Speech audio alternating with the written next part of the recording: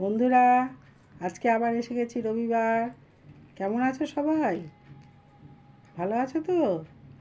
ছোট বন্ধুরা, বড়রা সবাই ভালো আছেন তো?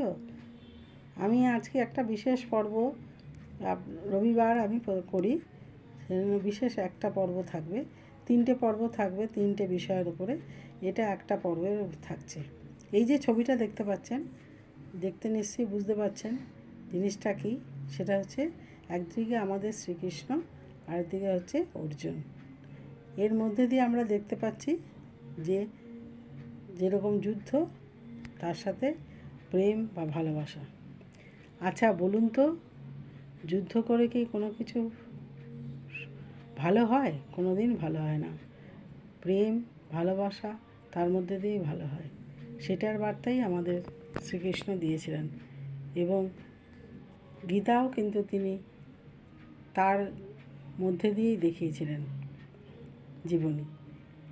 আর এখন বলি, যে কথাটা বলার জন্য আমি এই ভিডিওটা আজকের বানিয়েছি, সেটা হচ্ছে আমরা কেউ কর্ম ঠিক করে করি না, কিন্তু ফলের আশা আমরা খুব করি, তাই না?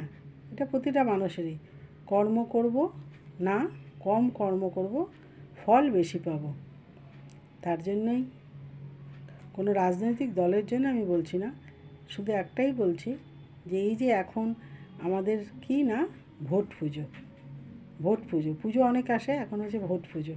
তো এই ভোট পুজোতে দেখছি কত রাস্তায় কত পতাকা, এক একজন এক এক ব্যক্তি যে যে দাঁড়িয়েছে সব ব্যাপারে তাদের প্রতীক চিহ্ন সমানের রাস্তা ভর্তি। মন বেশ ভালোও লাগছে দেখতে। কিন্তু আর প্রত্যেককে বেরোতে হচ্ছে, সবার কাছে কাছে যেতে হচ্ছে, নিজের পরিচয় দিতে হচ্ছে, বলতে হচ্ছে আমাকে ভোট দেবেন বা আমার পার্টিকে ভোট দেবেন। কিন্তু আমি একটা কথা বলি সাধারণ মানুষ হিসেবে, কেন আজকে ভোটের সময় দরজায় দরজায় গিয়ে বলতে হচ্ছে আমাকে ভোট দেবেন? বলতে তো হতো না। আমি যদি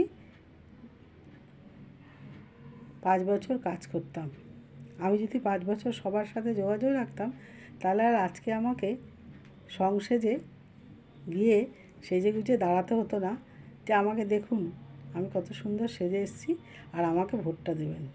বলতেও হতো না, অঙ্গভঙ্গিও দেখাতে হতো না, খরচাও হতো না, পরিশ্রমও হতো না। হতো কি?